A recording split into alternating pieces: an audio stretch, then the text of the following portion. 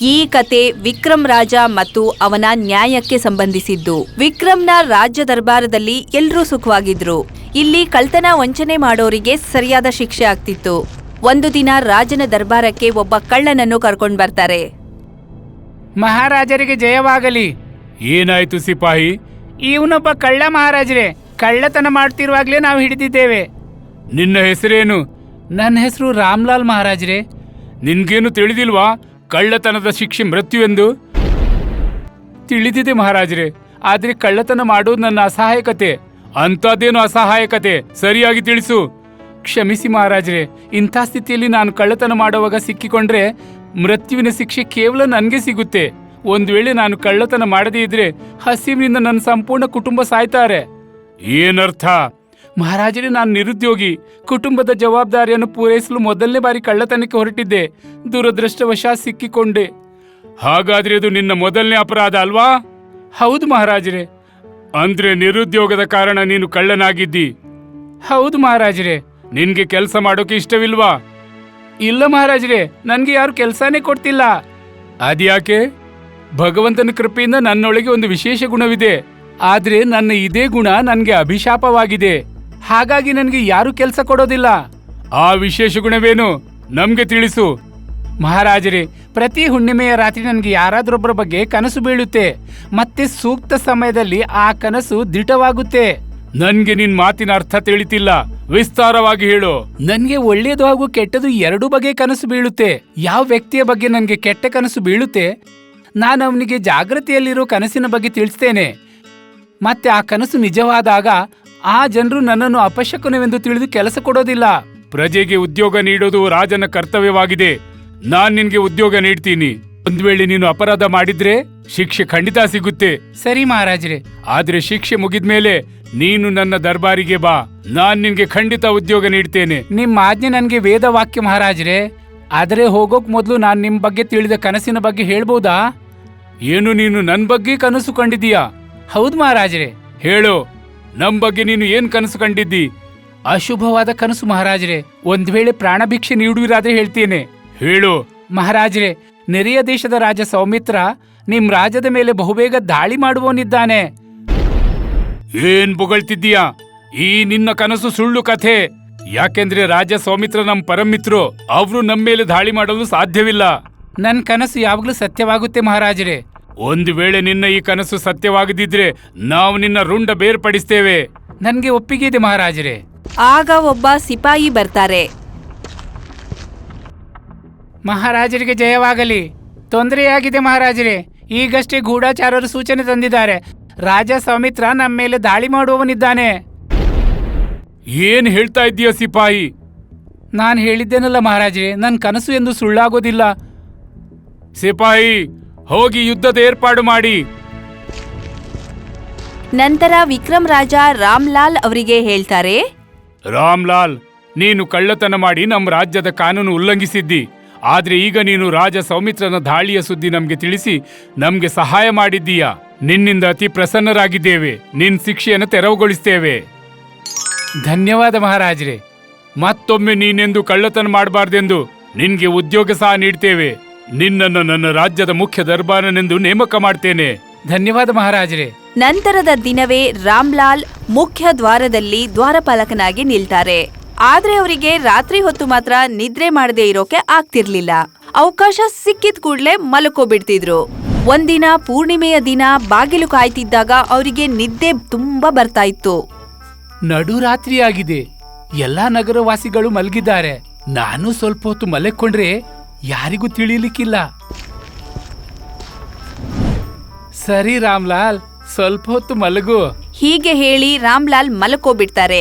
ಸ್ವಲ್ಪ ಸಮಯದಲ್ಲೇ ರಾಮ್ಲಾಲ್ಗೆ ಕನಸು ಬೀಳುತ್ತೆ. ಕನಸಿನಲ್ಲಿ ವಿಕ್ರಮ್ ರಾಜನ ಮುಖ್ಯ ಸೇನಾಧಿಪತಿ ರಾತ್ರಿಯಲ್ಲಿ ಹೀಗೆ ಸೌಮಿತ್ರನ ಗುಪ್ತಚಾರರೊಂದಿಗೆ ಮಾತಾಡೋಕೆ ಹೊರಡ್ತಾನೆ. ಹೇಳು ಗೂಢಚಾರ, ಏನು ಸಮಾಚಾರ ತಂದಿದ್ದಿ? ರಾಜ ಸೌಮಿತ್ರ ನಿಮ್ಗೆ ಸಮಾಚಾರ ಕಳಿಸಿದ್ದಾರೆ. 2-3 ದಿನದ ನಂತರ ಅವರು ಈ ರಾಜ್ಯದ ಮೇಲೆ ದಾಳಿ ಮಾಡ್ತಾರೆ. ನೀವು ನಿಮ್ ಜನರೊಂದಿಗೆ ಸೇರಿಕೊಂಡು ರಾಜ ವಿಕ್ರಮ್ನನ್ನು ಬಂಧಿಸಿ. ಆಮೇಲೆ ಅವರು ನಿನ್ನನ್ನು ಈ ರಾಜ್ಯದ ರಾಜ ಮಾಡ್ತಾರೆ. ರಾಜ ಸೌಮಿತ್ರನಿಗೆ ನನ್ನ ಧನ್ಯವಾದ ತಿಳಿಸು. ಮತ್ತೆ ಸ್ವಲ್ಪ ವೇಳೆಯಲ್ಲಿ ಸೂರ್ಯೋದಯವಾಗುತ್ತೆ. ನೀನ್ ಇಲ್ಲಿಂದ ಈಗ ಹೋದ್ರೆ ಅಪಾಯವಿದೆ. ಹಾಗಾಗಿ ನೀನಿಂದು ಹಳೆ ಮಹಲ್ನಲ್ಲಿ ವಿಶ್ರಮಿಸು. ನಾಳೆ ಸೂರ್ಯಾಸ್ತ ಆದ ಕೂಡಲೇ ಇಲ್ಲಿಂದ ಹೊರಡು. ಗುಪ್ತಚಾರರು ಸಂದೇಶವನ್ನು ನೀಡಿ ಹೊರಡ್ತಾರೆ. ಆಗ ರಾಮ್ಲಾಲ್ಗೆ ಎಚ್ಚರವಾಗುತ್ತೆ. ಹೇ ದೇವ್ರಿ, ರಾಜ್ಯದ ಸೇನಾಪತಿಯ ದ್ರೋಹಿ ಆಗಿದ್ದಾನೆ. ಈ ವಿಷಯ ನಾನು ರಾಜನಿಗೆ ಶೀಘ್ರದಲ್ಲಿ ತಿಳಿಸಬೇಕು, ಇಲ್ಲಾಂದ್ರೆ ಅನರ್ಥವಾಗ್ಬೋದು. ಮರುದಿನ ವಿಕ್ರಮರಾಜ ತನ್ನ ದರ್ಬಾರಿನಲ್ಲಿ ಸೇನಾಧಿಪತಿಯವರೊಂದಿಗೆ ದರ್ಬಾರ ಮಾಡ್ತಿದ್ದಾಗ ಅಲ್ಲಿಗೊಬ್ಬ ಸಿಪಾಯಿ ಬರ್ತಾನೆ. ಮಹಾರಾಜರಿಗೆ ಜಯವಾಗಲಿ. ಮಹಾರಾಜರೇ, ರಾಮ್ಲಾಲ್ ನಿಮ್ಮನ್ನು ಭೇಟಿಯಾಗ ಬಯಸ್ತಾನೆ. ಅವನನ್ನು ಕಳುಹಿಸು. ಅಲ್ಲಿಗೆ ರಾಮ್ಲಾಲ್ ಬಂದ್ಬಿಡ್ತಾನೆ. ಮಹಾರಾಜರಿಗೆ ಜಯವಾಗಲಿ. ಹೇಳು ರಾಮ್ಲಾಲ್, ಏನ್ ಹೇಳ್ಬೇಕೆಂದಿದ್ದಿ? ಮಹಾರಾಜರೇ, ಗಂಭೀರ ವಿಷಯವಾಗಿದೆ. ಎಲ್ಲರ ಎದುರು ತಿಳಿಸೋದು ಉಚಿತವಲ್ಲ. ಇದರಲ್ಲಿ ನನ್ನ ಪ್ರಾಣಕ್ಕೆ ಧಕ್ಕೆ ಇದೆ. ನಾವಿಲ್ಲಿರುವಾಗ ನೀನೇನು ಹೆದರೋ ಅಗತ್ಯವಿಲ್ಲ. ಎಲ್ಲರ ಎದುರು ಹೇಳು, ನೀನೇನು ಹೇಳ್ಬಯಸ್ತಿ? ಆಗ ರಾಮ್ಲಾಲ್ ಸೇನಾಧಿಪತಿಗೆ ಸಂಕೇತ ನೀಡುತ್ತಾ ಹೇಳ್ತಾನೆ, ಮಹಾರಾಜರೇ, ಸೇನಾಧಿಪತಿ ಕರಣ್ ಸಿಂಗ್ ದ್ರೋಹಿಯಾಗಿದ್ದಾನೆ. ಅವನು ನೆರೆ ರಾಜ ಸೌಮಿತ್ರರೊಂದಿಗೆ ಸೇರಿ ನಿಮ್ಮ ಮೇಲೆ ದಾಳಿ ಮಾಡೋ ಯೋಜನೆ ಮಾಡ್ತಿದ್ದಾರೆ. ನಿಮ್ಮನ್ನು ಬಂಧಿಸಿ ಸೇನಾಧಿಪತಿ ಸ್ವತಃ ಇಲ್ಲೇ ರಾಜನಾಗ ಬಯಸ್ತಾನೆ. ಇದೆಲ್ಲ ನಿನ್ಗೆ ಹೇಗೆ ತಿಳಿಯಿತು? ಮಹಾರಾಜರೇ, ನಿನ್ನೆ ಹುಣ್ಣಿಮೆಯ ರಾತ್ರಿ ನಾನೊಂದು ಕನಸು ಕಂಡಿದ್ದೆ. ಅದ್ರಲ್ಲಿ ಸೇನಾಧಿಪತಿ ಗೂಢಾಚಾರರೊಂದಿಗೆ ಈ ವಿಷಯ ಮಾತನಾಡ್ತಿದ್ರು. ಏನ್ ಬಕ್ವಾಸ್ ಮಾಡ್ತಿದ್ದಿ ಮೂರ್ಖ? ನಿನ್ಗೆ ತಿಳಿದಿದೆಯಾ ಯಾರ ಮೇಲೆ ಅಪವಾದ ಹೊರಿಸ್ತಿ ಎಂದು? ರಾಮ್ಲಾಲ್, ಸೇನಾಧಿಪತಿ ಕರಣ್ ಸಿಂಗ್ ನಮ್ಮ ಪ್ರಾಮಾಣಿಕ. ಇವ್ ನನ್ನ ದ್ರೋಹಿ ಎಂದು ಸಾಬೀತುಪಡಿಸಲು ನಿನ್ನಲ್ಲೇನಾದ್ರೂ ಸಾಕ್ಷಿ ಇದೆಯಾ? ಹೌದು ಮಹಾರಾಜರೇ, ರಾಜ ಸೌಮಿತ್ರನ ಗೂಢಾಚಾರ ಈಗ ಹಳೆ ಮೆಹಲ್ನಲ್ಲಿ ಅಡಗಿಕೊಂಡಿದ್ದಾನೆ. ಅವನ ಬಂಧನವೇ ಸೇನಾಧಿಪತಿ ದ್ರೋಹಿಯಾಗೋ ದೊಡ್ಡ ಸಾಕ್ಷಿ. ಸಿಪಾಯಿಗಳೇ, ಈಗಲೇ ಹಳೆ ಮೆಹಲ್ನ ತಪಾಸಣೆ ಮಾಡಿ. ಒಂದು ವೇಳೆ ಅಲ್ಲಿ ಸೌಮಿತ್ರನ ಗೂಢಾಚಾರನಿದ್ರೆ ಅವನನ್ನ ಕೂಡಲೇ ಬಂಧನಗೊಳಿಸಿ. ಅಷ್ಟರವರೆಗೆ ಸೇನಾಧಿಪತಿ ಕರಣ್ ಸಿಂಗ್ನನ್ನು ಬಂಧನದಲ್ಲಿಡಿ. ರಾಜ ವಿಕ್ರಮಾದಿತ್ಯನ ಅಪ್ಪಣೆ ಸಿಕ್ಕಿದ ಕೂಡಲೇ ಸೈನಿಕರು ಸೇನಾಪತಿಯನ್ನು ಬಂಧಿಸುತ್ತಾರೆ. ಇಲ್ಲಿ ಸಿಪಾಯಿಗಳೊಂದಿಗೆ ರಾಜ ವಿಕ್ರಮಾದಿತ್ಯ ರಾಮ್ಲಾಲ್ ಅನ್ನು ಕರ್ಕೊಂಡು ಪುರಾತನ ಅರಮನೆಗೆ ಬರ್ತಾರೆ. ಅಲ್ಲಿ ಗುಪ್ತಚರರನ್ನು ಬಂಧಿಸುತ್ತಾರೆ. ವಾ ರಾಮ್ಲಾಲ್, ನಿನ್ನ ಕನಸಿನ ಕಾರಣದಿಂದ ನನ್ನ ಮೇಲೆ ಬರೋ ಕಷ್ಟ ದೂರವಾಯಿತು. ಹಾಗೆ ರಾಜ್ಯದ ದ್ರೋಹಿಯು ಬಂಧಿಯಾದ. ನಾನ್ ನಿನ್ನಿಂದ ತುಂಬಾ ಪ್ರಸನ್ನನಾಗಿದ್ದೀನಿ. ಧನ್ಯವಾದ ಮಹಾರಾಜರೇ. ಆದ್ರೆ ಒಂದು ವಿಷಯದಲ್ಲಿ ನಾನು ನಿನ್ನಲ್ಲಿ ಕೋಪಗೊಂಡಿದ್ದೇನೆ. ನನ್ಗೆ ಅರ್ಥ ಆಗಿಲ್ಲ ಮಹಾರಾಜರೇ. ನೀನು ದರ್ಬಾನ ಇಡೀ ರಾತ್ರಿ ಜಾಗರಣೆ ಮಾಡಿ ಮೆಹಲ್ನ ಸುರಕ್ಷತೆ ನೋಡೋದು ನಿನ್ ಜವಾಬ್ದಾರಿ. ಅಂಥದ್ರಲ್ಲಿ ನೀನೊಂದು ವೇಳೆ ಮಲಗಿಬಿಟ್ರೆ, ಅದೇ ವೇಳೆ ರಾತ್ರಿ ಯಾರಾದ್ರೂ ನಮ್ಮ ಮೇಲೆ ದಾಳಿ ಮಾಡಿದ್ರೆ? ನಾನು ಕ್ಷಮೆ ಕೇಳ್ತಿದ್ದೀನಿ ಮಹಾರಾಜರೇ. ನಿನ್ನನ್ನು ಕ್ಷಮಿಸಲಾಗುತ್ತೆ. ಯಾಕೆಂದ್ರೆ ನೀನು ಮಲಗದೇ ಇದ್ದಿದ್ರೆ ನಿನ್ಗೆ ಕನಸು ಬೀಳ್ತಿರ್ಲಿಲ್ಲ. ಮತ್ತೆ ನಿನ್ಗೆ ಕನಸು ಬೀಳದಿದ್ದಿದ್ರೆ ನೀನು ನನ್ಗೆ ಎಚ್ಚರಿಕೆ ಹೇಗೆ ನೀಡ್ತಿ? ಆದ್ರೆ ಇನ್ಮುಂದೆ ಗಮನವಿರ್ಲಿ, ಕಾವಲು ಕಾಯುವಾಗ ಎಂದು ಮಲಗಬೇಡ. ಸರಿ ಮಹಾರಾಜರೇ. ಈ ಘಟನೆಯಾದ 1 ತಿಂಗಳ ನಂತರ ಮತ್ತೆ ಪೂರ್ಣಿಮೆಯ ರಾತ್ರಿ ಬರುತ್ತೆ. ಆಗಲೂ ರಾಮ್ಲಾಲ್ ಹೀಗೆ ಬಾಗಿಲು ಕಾಯ್ತಾ ಇರ್ತಾರೆ. ಹೀಗೆ ಕಾಯುತ್ತಾ ಕಾಯುತ್ತಾ ಅರ್ಧರಾತ್ರಿ ಆಗುತ್ತೆ. ಆಗ ರಾಮ್ಲಾಲ್ ಯೋಚಿಸ್ತಾರೆ, ಕಾವಲು ಕಾಯ್ತಾ ಸೋತ್ ಹೋದೆ, ಸ್ವಲ್ಪ ಹೊತ್ತು ಕೂತ್ಕೊಳ್ತೇನೆ. ರಾಮ್ಲಾಲ್ ಹೀಗೆ ಕೂತ್ಕೊಂಡಿರ್ತಾನೆ. ಆದ್ರೆ ಪೂರ್ಣಿಮೆಯ ರಾತ್ರಿ ಎಂದು ರಾಮ್ಲಾಲ್ಗೆ ಕನಸು ಬಂದೇ ಬರುತ್ತೆ. ಹಾಗಾಗಿ ಕೂತ್ಕೊಂಡೇ ಗೊರಕೆ ಹೊಡಿತಿರ್ತಾನೆ. ರಾಮ್ಲಾಲ್ ಹೀಗೆ ಕಣ್ಮುಚ್ಚಿದ ತಕ್ಷಣ ಅವನಿಗೆ ಕನಸು ಬಂದ್ಬಿಡುತ್ತೆ. ವಿಕ್ರಮರಾಜರು ಶಿಕಾರಿಗೆ ಹೋಗಿರ್ತಾರೆ. ಅಲ್ಲಿ ಕಾಡು ಮನುಷ್ಯರು ಅವರನ್ನ ಬಂಧಿಸ್ಬಿಡ್ತಾರೆ.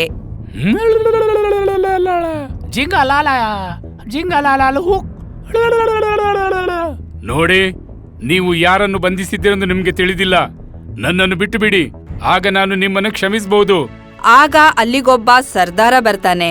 ಇಲ್ಲಿ ಕ್ಷಮೆ ನೀಡೋ ಅಧಿಕಾರ ಕೇವಲ ನನಗಿದೆ. ನನ್ನ ಬಲಿ ಕೊಡೋ ಏರ್ಪಾಡು ಮಾಡಿ. ವಿಕ್ರಮರಾಜನನ್ನು ಬಲಿ ಪಡೆಯೋದಕ್ಕೆ ತಯಾರಿ ಮಾಡಿ ಹೀಗೆ ಕತ್ತಿಯನ್ನು ಮುಂದೆ ತಂದಾಗ ಸರ್ದಾರನ ಕಣ್ಣು ರಾಜನ ಕೈ ಬೆರಳಿನ ಕಡೆಗೆ ಹೋಗುತ್ತೆ. ಅದು ರಕ್ತದಿಂದ ತುಂಬಿರುತ್ತೆ. ನಿಲ್ಲಿ, ಇವನಿಗೆ ಗಾಯವಾಗಿದೆ ನೋಡಿ. ಇವನ ಬೆರಳಲ್ಲಿ ಗಾಯವಾಗಿದೆ. ಗಾಯಗೊಂಡ ವ್ಯಕ್ತಿಯನ್ನ ಬಲಿ ನೀಡಲಾಗೋದಿಲ್ಲ. ಇವನನ್ನ ಬಿಟ್ಟುಬಿಡಿ. ಮುಂದಿನ ದಿನ ರಾಜ ಶಿಕಾರಿಗೆ ಹೊರಡ್ತಿದ್ದಾರೆ. ಅವರು ಕುದುರೆ ಮೇಲೆ ಸವಾರಿ ಮಾಡುವವರಿದ್ದಾಗ ಅಲ್ಲಿಗೆ ರಾಮ್ಲಾಲ್ ಬಂದ್ಬಿಡ್ತಾನೆ. ನಿಲ್ಲಿ ಮಹಾರಾಜರೇ, ನೀವು ಬೇಟೆಗೆ ಹೋಗ್ಬೇಡಿ. ಯಾಕೆ? ನಿನ್ಗೆ ಹೇಗೆ ತಿಳಿತು ನಾನು ಬೇಟೆಗೆ ಹೋಗೋ ವಿಷಯ? ನನ್ಗೆಲ್ಲ ತಿಳಿದಿದೆ ಮಹಾರಾಜರೇ. ನಿನ್ನೆ ಹುಣ್ಣಿಮೆಯ ರಾತ್ರಿ ಆಗಿತ್ತು. ನಾನ್ ಕನಸಲ್ಲಿ ಕಂಡಿದ್ದೆ. ಹೇಳು, ನೀನು ಕನಸಲ್ಲಿ ಏನು ಕಂಡಿದ್ದಿ? ಕ್ಷಮಿಸ್ಬೇಕು ಮಹಾರಾಜರೇ. ನೀವು ಎಚ್ಚರಿಕೆ ನೀಡಿದ ನಂತರವೂ ನಿನ್ನೆ ನಾನು ಮಲಗಿದ್ದೆ. ಮತ್ತೆ ಕನಸಲ್ಲಿ ನಾನು ನೋಡಿದೆ, ಕಾಡು ಮನುಷ್ಯರು ನಿಮ್ಮೇಲೆ ದಾಳಿ ಮಾಡುವವರಿದ್ದಾರೆ. ನನ್ ಜೊತೆ ಇಷ್ಟೆಲ್ಲ ಸೈನಿಕರಿರುವಾಗ್ಲೂ ನನ್ ಮೇಲೆ ದಾಳಿ ಯಾರು ಹೇಗೆ ಮಾಡಲು ಸಾಧ್ಯ? ಕಾಡು ಮನುಷ್ಯರು ನಿಮ್ಮೇಲೆ ದಾಳಿ ಮಾಡ್ತಾರೆ ಮತ್ತೆ ನಿಮ್ಮೆಲ್ಲ ಸೈನಿಕರನ್ನ ಕೊಲ್ತಾರೆ. ಇದನ್ನ ನಾನು ಕನಸಲ್ಲಿ ಕಂಡಿದ್ದೀನಿ. ನಿನ್ ಕನಸಿಗೆ ಹೆದರಿ ನಾನು ಬೇಟೆಗೆ ಹೋಗ್ಬಾರ್ದ? ಇದು ಸಾಧ್ಯವಿಲ್ಲ. ಮತ್ತೆ ನಿನ್ ಕನಸಿನ ವಿಷಯ ಅಗತ್ಯವೇನಿಲ್ಲ. ನಿನ್ನೆಲ್ಲ ಕನಸು ನಿಜವಾಗ್ತದೆಂದು ನಾನು ಬೇಟೆಗೆ ಹೋಗ್ತೇನೆ, ಖಂಡಿತ ಹೋಗ್ತೇನೆ. ಸರಿ ಮಹಾರಾಜ್ರೆ, ಮೊದಲು ನೀವು ನಿಮ್ ಕೈ ಮುಂದೆ ಮಾಡಿ. ರಾಮ್ಲಾಲ್ನ ಮಾತ್ ಕೇಳಿ ರಾಜ ತನ್ನ ಕೈಯನ್ನು ತೋರಿಸುತ್ತಾನೆ. ಆಗ ರಾಮ್ಲಾಲ್ ಚೂರಿ ತೆಗೆದು ರಾಜನ ಬೆರಳಿನ ಮೇಲೆ ಕುಯ್ತಾನೆ. ಮುಟ್ಟಾಳ, ಇದೇನ್ ಮಾಡಿದಿ ನೀನು? ಸಿಪಾಯಿಗಳೇ, ಬಂಧಿಸಿ ಇವನನ್ನ. ನಾವು ಬೇಟೆಯಿಂದ ಹಿಂತಿರುಗಿದ ಬಳಿಕ ಈ ಮುಟ್ಟಾಳನನ್ನ ನಮ್ಮೆದುರು ಪ್ರಸ್ತುತಪಡಿಸಿ. ಇದನ್ನೋಡಿ ಸೈನಿಕರು ರಾಮ್ಲಾಲ್ ಅನ್ನು ಬಂಧಿಸುತ್ತಾರೆ. ಇಲ್ಲಿ ವಿಕ್ರಮರಾಜರು ತನ್ನ ಸಿಪಾಯಿಗಳೊಂದಿಗೆ ಕಾಡಿನ ಕಡೆಗೆ ಶಿಕಾರಿಗೆ ಹೊರಡುತ್ತಾರೆ. ಎಂದಿನಂತೆ ವಿಕ್ರಮರಾಜರು ತಮ್ಮ ದರ್ಬಾರು ನಡೆಸುತ್ತಿರುವಾಗ ರಾಮ್ಲಾಲ್ನನ್ನು ಪ್ರಸ್ತುತಪಡಿಸಿ. ರಾಮ್ಲಾಲ್ ಹಾಜರಾಗಿದ್ದಾನೆ ಮಹಾರಾಜ್ರೆ. ರಾಮ್ಲಾಲ್, ನಾನು ನಿನ್ಗೆ ಧನ್ಯವಾದ ಹೇಳ್ತೇನೆ. ಇವತ್ತು ಮತ್ತೊಮ್ಮೆ ನಿನ್ ಕನಸಿನ ಕಾರಣದಿಂದ ನಮ್ ಪ್ರಾಣ ಉಳಿಯುವಂತಾಯ್ತು. ಒಂದ್ ವೇಳೆ ನೀನು ನನ್ ಬೆರಳಿಗೆ ಗಾಯಗೊಳಿಸದಿದ್ರೆ ಕಾಡು ಮನುಷ್ಯರು ಖಂಡಿತ ನನ್ನನ್ನು ಬಲಿ ಕೊಡ್ತಿದ್ರು. ಆಗ ಒಬ್ಬ ಸೈನಿಕ ಹೆದರುಕೊಂಡ್ ಬಂದು ಹೇಳ್ತಾನೆ, ಮಹಾರಾಜರಿಗೆ ಜಯವಾಗ್ಲಿ. ಮಹಾರಾಜರೇ, ಒಂದು ಕೆಟ್ಟ ಸಮಾಚಾರ ತಂದಿದ್ದೇನೆ. ನಮ್ ರಾಜ್ಯದ ಮಹಾಮಂತ್ರಿ ದೈವಾಧೀನರಾದ್ರು. ಏನು? ಏನಾಯ್ತು ಅವರಿಗೆ? ಆರೋಗ್ಯವಾಗಿದ್ರು ಅವರು? ರಾಮ್ಲಾಲ್ ಅವರಿಗೆ ಅವನ ಕನಸಿನ ವಿಷಯ ತಿಳಿಸಿದ್ನು. ಅದರಲ್ಲಿ ಹೇಳಿದ್ದ 10 ದಿನದ ನಂತರ ಹೃದಯಾಘಾತದಿಂದ ಮಹಾಮಂತ್ರಿಯವರ ಮೃತ್ಯು ಆಗುವುದೆಂದು. ಆದ್ರೆ ಅವರು ಮೃತ್ಯುವಿಗೆ ಎಷ್ಟು ಹೆದರಿಕೊಂಡಿದ್ರೆಂದ್ರೆ ಸಮಯಕ್ಕೆ ಮುಂಚೆ ಅವರಿಗೆ ಹೃದಯಾಘಾತವಾಯಿತು ಮತ್ತೆ ಅವರು ದೈವಾಧೀನರಾದ್ರು. ರಾಮ್ಲಾಲ್, ನೀನೇನು ಮಹಾಮಂತ್ರಿಯವರಿಗೆ ನಿನ್ ಕನಸಿನ ಬಗ್ಗೆ ಇದನ್ನೇ ಹೇಳಿದೀಯಾ? ಹೌದು ಮಹಾರಾಜರೇ, ನನ್ ಕನಸು ಎಂದೂ ಸುಳ್ಳಾಗೋದಿಲ್ಲ. ವಾ, ನಮ್ ರಾಜ್ಯದಲ್ಲಿ ನಿನ್ನಂತ ಉತ್ತಮ ವ್ಯಕ್ತಿಗೆ ಗೌರವ ಸಿಗ್ಬೇಕು. ಸೈನಿಕರೇ, ನನ್ನ ಖಜಾನೆಯಿಂದ ಬೇಕಾದಷ್ಟು ಬಂಗಾರ ಮತ್ತು ಮುತ್ತುರತ್ನ ಪ್ರಸ್ತುತಪಡಿಸಿ. ಸ್ವಲ್ಪ ಸಮಯದಲ್ಲೇ ಸೈನಿಕರು ವಜ್ರ, ವೈಡೂರ್ಯ, ಒಡವೆ ತಗೊಂಡ್ ಬರ್ತಾರೆ. ರಾಮ್ಲಾಲ್, ತಗೊಳ್ಳು, ನಮ್ಮಿಂದ ನಿನಗಿದು ಉಡುಗೊರೆ. ಧನ್ಯವಾದ ಮಹಾರಾಜರೇ. ಆದರೆ ಇದೇ ವೇಳೆ ನಿನ್ನನ್ನು ದೇಶದಿಂದ ಹೊರಗೆ ತೊಲಗಿಸಲಾಗುತ್ತೆ. ದೇಶದಿಂದ ಹೊರಗೆ ಅಂದ್ರೆ ನಾನಿನ್ನು ಈ ದೇಶದಲ್ಲಿ ವಾಸಿಸೋದಿಲ್ವಾ? ಹಾ, ನೀನಿನ್ನು ಈ ರಾಜ್ಯದಲ್ಲಿ ಉಳಿಯೋದಿಲ್ಲ. ಮಹಾರಾಜರೇ, ನಾನು ನಿಮ್ಮ ಪ್ರಾಣ ಉಳಿಸಿದೆ. ಅದರ ಬದಲಿಗೆ ನೀವು ನನ್ನನ್ನು ರಾಜ್ಯದಿಂದಲೇ ಹೊರಗೆ ಹಾಕ್ತಿದ್ದೀರಿ. ನಿನ್ನ ಕನಸಿನ ಕಾರಣದಿಂದಲೇ ರಾಜ್ಯಕ್ಕೆ ಬಂದ ಕಷ್ಟ ತೊಲಗಿದ ವಿಷಯ ನಿಜ. ಹಾಗೆ ನನ್ ಪ್ರಾಣವೂ ಉಳಿದಿತ್ತು. ಆದ್ರೂ ನೀವು ನನ್ಗೆ ಶಿಕ್ಷೆ ನೀಡುತ್ತಾ ಇದ್ದೀರಾ? ಹಾ, ಏಕೆಂದ್ರೆ ನೀನಿಲ್ಲಿರೋದು ಪ್ರಕೃತಿಯ ವಿರುದ್ಧವಾಗಿದೆ. ಮನುಷ್ಯನಿಗೆ ತನ್ನ ಭವಿಷ್ಯದ ಬಗ್ಗೆ ತಿಳಿಯದೇ ಇರುವಾಗ ಮಾತ್ರ ಅವನು ಸಂತೋಷದಿಂದ ಬದುಕಲು ಸಾಧ್ಯ. ಭವಿಷ್ಯ ಬೇಕಾದ್ರೆ ಒಳ್ಳೇದಿರ್ಲಿ ಅಥವಾ ಕೆಟ್ಟದು, ಆದ್ರೆ ಅದರ ಬಗ್ಗೆ ಸಮಯಕ್ಕಿಂತ ಮುಂಚೆ ತಿಳಿದ್ರೆ ಮನುಷ್ಯನ ಜೀವನ ನರಕ ಸದೃಶವಾಗುತ್ತೆ. ನೀನು ನಮ್ಮ ಮಹಾಮಂತ್ರಿಗೆ ಅವರ ಮೃತ್ಯುವಿನ ಸತ್ಯ ಹೇಳಿದಿ. ಆದ್ರೆ ಮೃತ್ಯುವಿನ ಭಯದಿಂದ ಅವರು ಸಮಯಕ್ಕೆ ಮುಂಚೆ ಮೃತ್ಯುವಶವಾದ್ರು. ಇದೇ ಆಘಾತದಲ್ಲಿ ಅವರ ಹೆಂಡತಿನೂ ತೀರಿಕೊಂಡ್ಲು. ನಿನ್ನ ಕನಸು 2 ಜೀವಗಳನ್ನ ಬಲಿ ತೆಗೆದುಕೊಂಡಿತು. ನಾನ್ ನಿನ್ನನ್ನ ದೋಷಿ ಎಂದು ಹೇಳೋದಿಲ್ಲ, ಆದ್ರೆ ಕೆಲವು ವಿಷಯಗಳನ್ನ ಸಮಯಕ್ಕೆ ಬಿಟ್ಟು ಬಿಡ್ಬೇಕು. ಯಾವ ಭವಿಷ್ಯವನ್ನ ಕೇಳಿ ಮನುಷ್ಯ ಬದುಕೋದೇ ಕಷ್ಟವಾಗುತ್ತೋ ಅಂತ ಭವಿಷ್ಯವನ್ನ ತಿಳಿಯದೇ ಇರೋದೇ ಉತ್ತಮ. ನೀನ್ ಹೋಗ್ಬೋದು. ರಾಜ ನೀಡಿದ ಉಡುಗೊರೆ ತಗೊಂಡು ರಾಮ್ಲಾಲ್ ದರ್ಬಾರದಿಂದ ಹೊರಡುತ್ತಾರೆ. ಕೊನೆಗೂ ಬೇರೆಯವರ ಭವಿಷ್ಯವನ್ನು ಹೇಳುವ ರಾಮ್ಲಾಲನ ಅದ್ಭುತ ಗುಣ ಅವನಿಗೆ ಮುಳುವಾಗುತ್ತೆ.